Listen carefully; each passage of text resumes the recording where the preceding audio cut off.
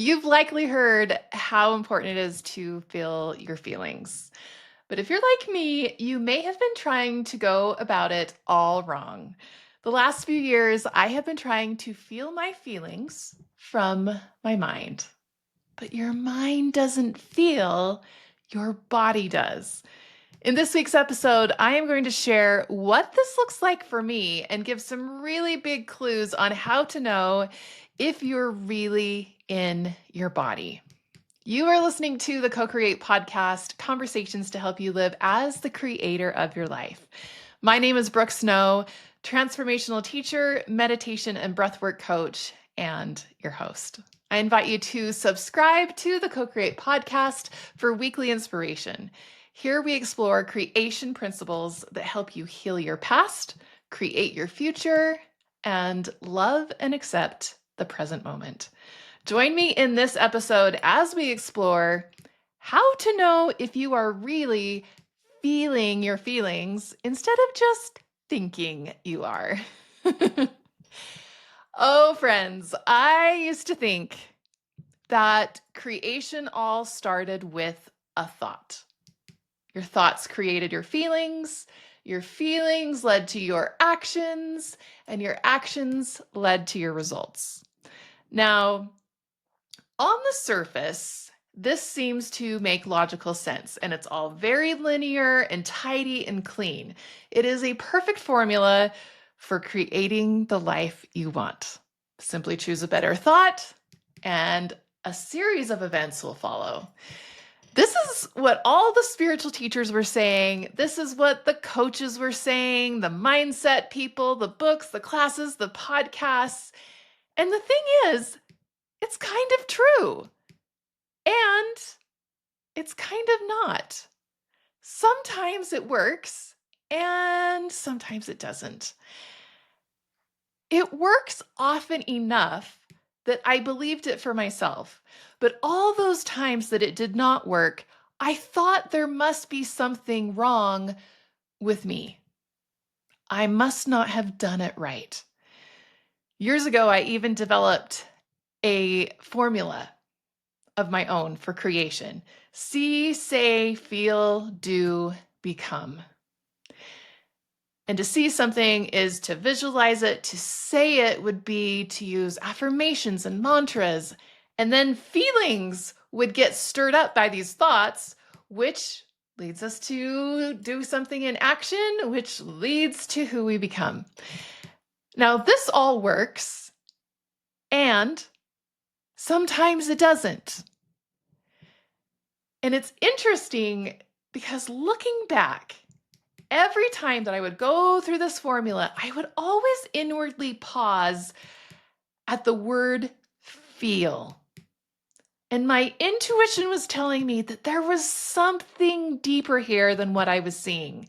Because at the time, I only saw feeling as a byproduct of thoughts. But I kept sensing there was more to it. And out of these 5 simple steps, to feel is what felt the hardest for me personally to access. And now I know why. It's because I was trying to feel from my head. I was trying to feel from my mind. Now, of course, it's hard to access our feelings from the mind. The mind is not what feels, the body is. One of the greatest realizations that I have had about how creation works is that it must include the body. We use our bodies to procreate new physical life, and we must use our bodies to create the life we want to live. We must use our bodies to heal the past, to create the future, and to love and accept the present moment. But if you have never been taught how to do this, you will likely miss it. Let me rephrase that. Actually, I think we are all born knowing exactly how to do this. Little babies and children, they are all feelers. They feel emotion and they express it without judgment. But as we grow up, we learn to judge our emotions, we learn to suppress, and consequently, we disconnect from the amazing wisdom and creation that comes from our divine physical body. So, what actually needs to happen is to unlearn all of the judgments and habits that have been programmed into our minds in regards to feelings and return to the innocence of a child. We need to become as a little child, as Jesus would say, or we need to have a beginner's mind, as the Buddha would say. We have to unlearn so much of what our conditioning has taught us. And when I think about all the healing that I have been through in the past few years, all of my healing has required some unlearning, which is actually quite fascinating for me because for years, I have considered myself a truth seeker. I have had this insatiable hunger to go and find the hidden secret knowledge that would give me power over my humanness, which really means give me power over my feelings and my reactions to my feelings. I have been searching for whatever new wisdom would be the silver bullet to finally understand things in a new way that would help me triumph. This was all driven by the mind. But my healing has not come from knowledge. Instead, I had to unlearn what was in my brain because, in many ways, it was the knowledge that was causing my distress to begin with. I had to become as a little child and have a beginner's mind.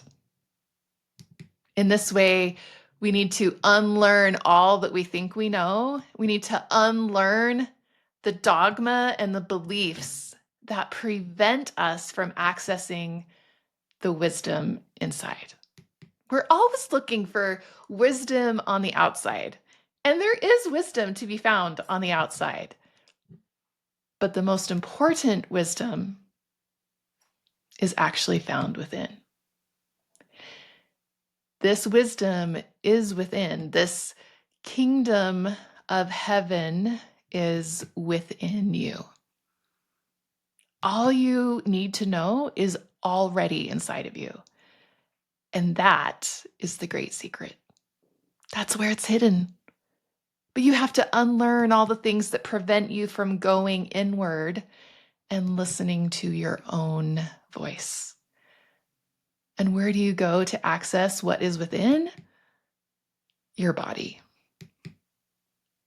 Your body holds all the answers. It is the most brilliant, wise, divine resource you will ever have. It doesn't require any special knowledge to operate.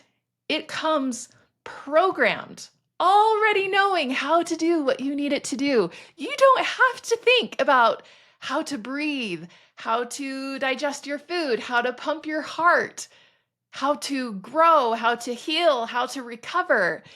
Yes, you have to take care of your body, but you don't have to learn how to do any of those vital operating things. Your body does it for you. And this brilliance goes far beyond the day-to-day operations of just keeping you alive. Your body knows way more than that. But here's the thing. The body doesn't speak in words. The body speaks in sensation. And this language of sensation is where the wisdom is. This communication system is called your nervous system. And your nervous system is what signals sensations to your mind, and then your mind will put a story on the sensation. And we call that sensational story emotion. So in this regard, sadness is not a sensation, It is a story about a sensation. A tightness in my chest is a sensation.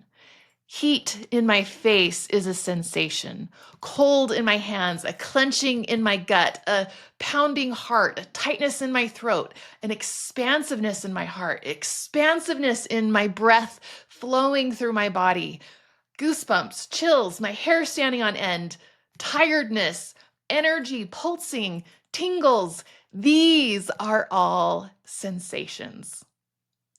When we put a story on the sensation, we call it emotion. So flutters in the gut, we might call that nervousness. Or flutters in the gut could be called excitement. It depends on what story you tell. And it turns out that nearly all the stories we tell are influenced by our past experience. What was the story that we told about this sensation the last time that we felt it? The mind will recycle that same story to save energy. I've really tried the past several years to feel my feelings more. I know they hold wisdom, but laughably, I have tried feeling my feelings by talking about them. I have tried feeling my feelings from my mind.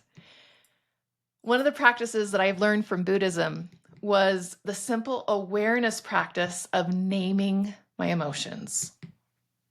I feel sadness. I feel peace. I feel disappointment. I feel joy. I feel gratitude. I would label all of my feelings. And this was a really helpful step in the right direction. Now, you see, the mind has stories, and those stories have a lot of words. But if we leave the mental level and we go down a level deeper into the emotional level, what happens is that we reduce the story into one word. Already we will feel some relief in the mind simply because the amount of words changed. Have you ever had a really busy mind? You ever get tired of all the chatter that's there? Well, we have these stories, and when we go down to the emotional level and we simply ask, what is the emotion that I feel? We boil that story into one word. Sadness, joy, suspense, anticipation, disappointment.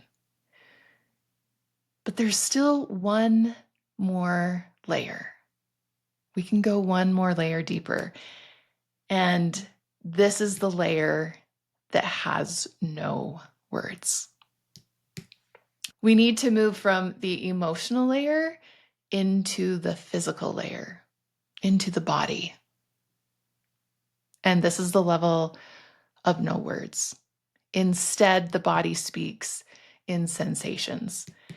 Now, the relationship between sensations and the story we tell is complex.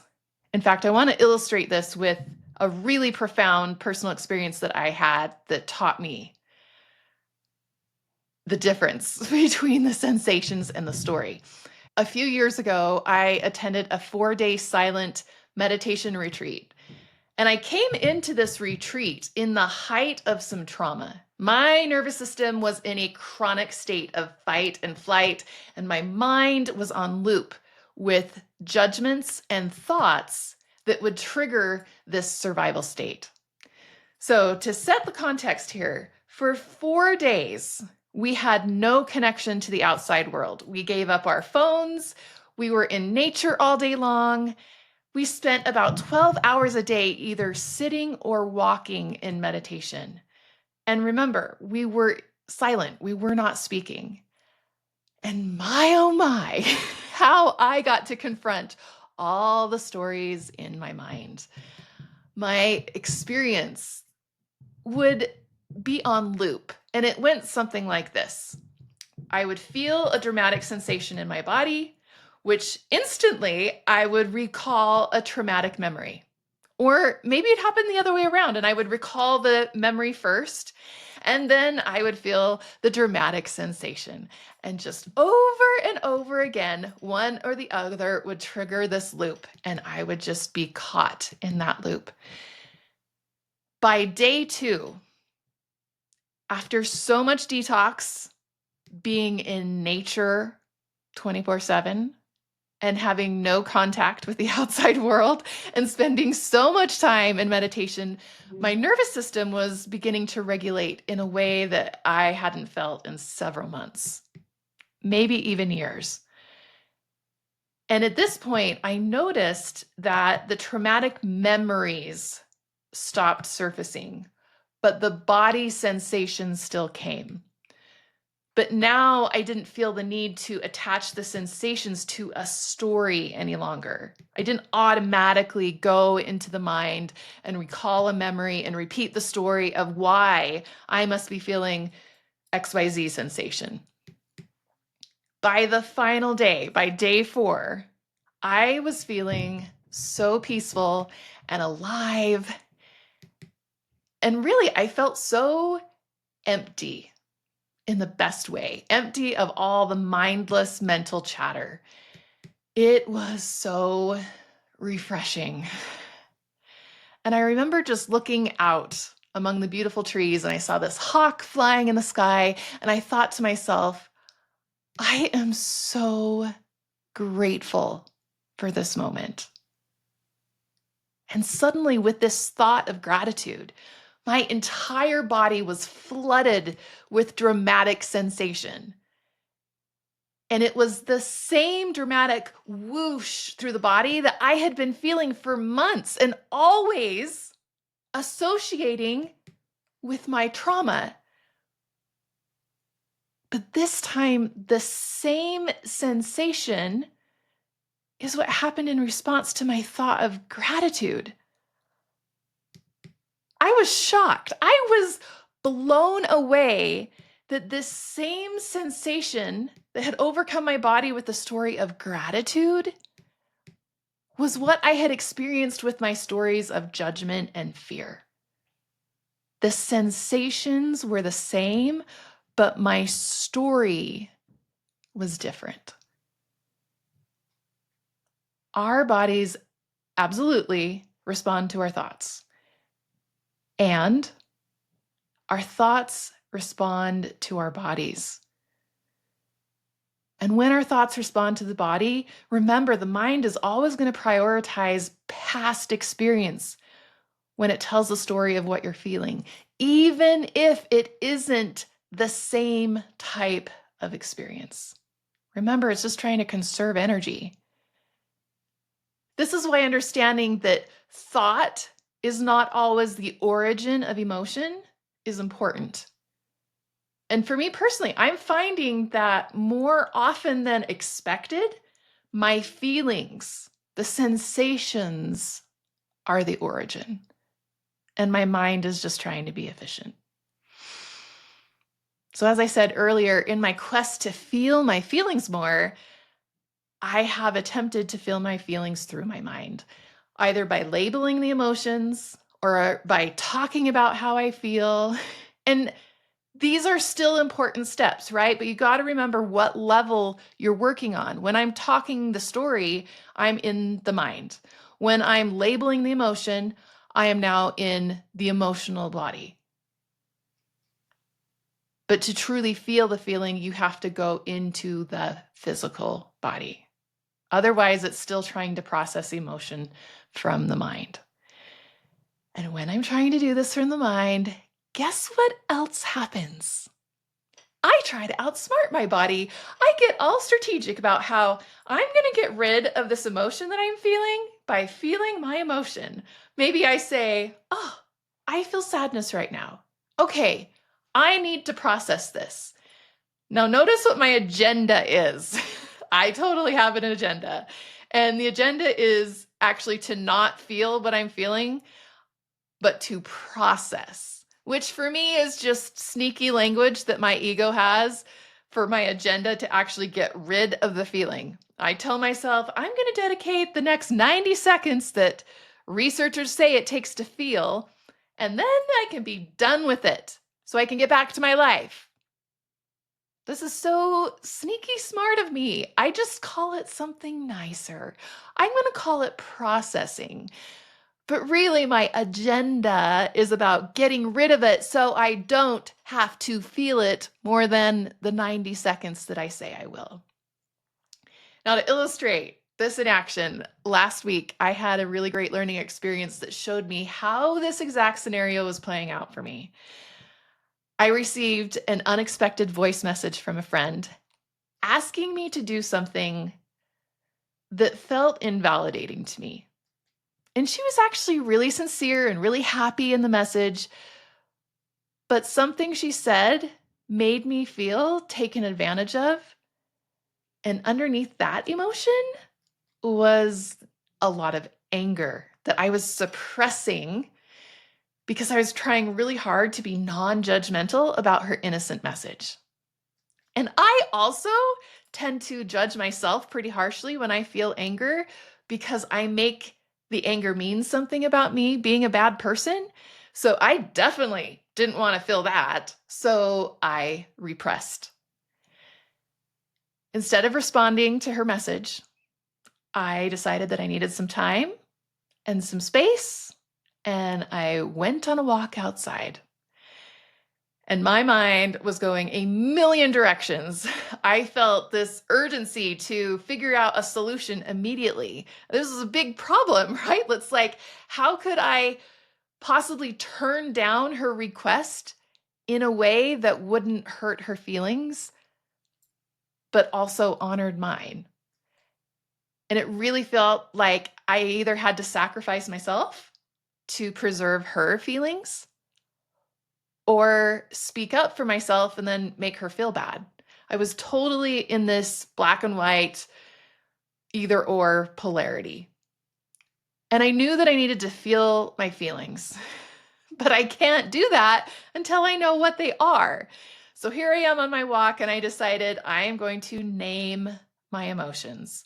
I feel unwanted, unseen, taken advantage of, undervalued. And yes, I feel anger. And I had discovered the emotions. And, without even realizing it, I immediately jumped back into the mind. My mind wanted to review our entire friendship history and all the other times that she had made me feel this way. And I told myself that I was really feeling my feelings now. Remember when she made me feel unwanted this other time and she totally took advantage of me when she did XYZ 2 years ago? And this is not the first time I've ever felt this. She's never valued me. She's actually never really seen me. I've been taken advantage of so many times, and now I am finally seeing it. I have been angry so many other times, but I just haven't seen it. Well, now I see it. I see all of it. Now I'm really feeling my feelings. Dear listener, this is not feeling your feelings. This is getting worked up, telling the story in your head. And remember, you don't feel in the mind, you only feel with your body. If you're overthinking, you are under feeling. If you are overthinking, you are under feeling. If you got all the words going on in your mind, you are under feeling. And that phrase kept ringing in my brain. And I realized that I was absolutely overthinking this. I was fooling myself that I was feeling. I was trying to outsmart my body by talking about the feelings rather than actually feeling them. So I paused, I found a tree to sit by, and I took some deep breaths, and I decided to go inward and feel the sensations. Tightness in my throat, tightness in my chest, flushed in my face. There's no story, there's just sensations. To feel your feelings, you need to be in the body. And the body speaks in the language of sensation. There are no words here. I know I just use words to describe it, but they're sensations. Where are you feeling sensations? So I brought my awareness to the tightness, and then I would breathe into those places.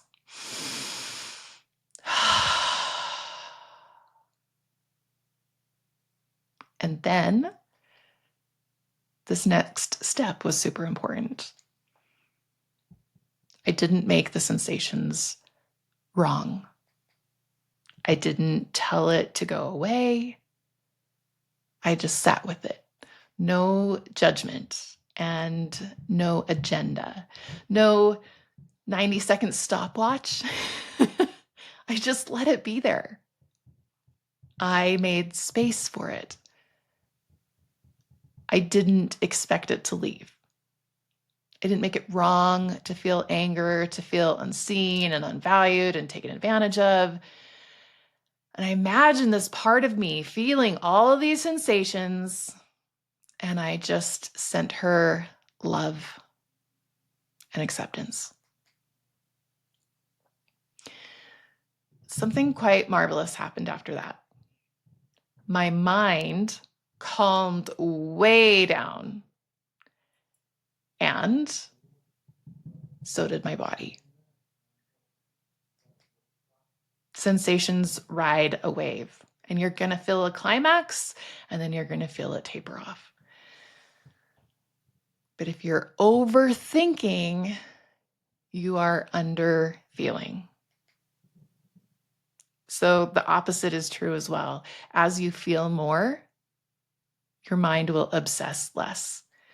And just making space to feel and to be with what was arising changed the experience.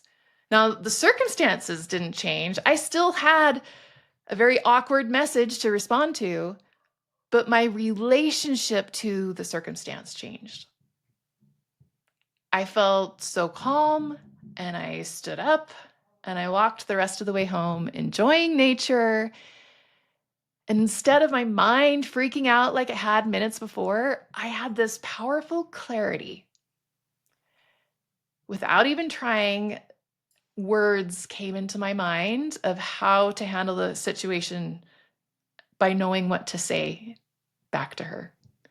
And it's interesting because when I got back home, I left my phone at home. When I got back to my phone, I saw another message had come in while I was away, and it was from her, and it was an apology. She had come to the realization on her own that she had overstepped. And of course, maybe my delayed response gave her a moment of reflection. Regardless, it beautifully opened up a conversation that allowed me to be authentic and to share my own experience without sacrificing myself. It was a calm and expansive conversation. And I am just so amazed at the power of listening to our bodies, the power of dropping the story of the mind and really going inward to presence and learn from the language of the body, to learn from the sensations. Now, if I were to sum up this process, it would really be a series of simplifying. Stage 1 would include lots of story in my mind. So many words. Stage 2 would be to drop from the mental level down to the emotional. Ask myself, what emotion am I feeling? Now the story is simplified into one word. And stage 3 would be to drop into the body and to bring awareness to what I am feeling. And remember, at this level, there are no words, only sensations.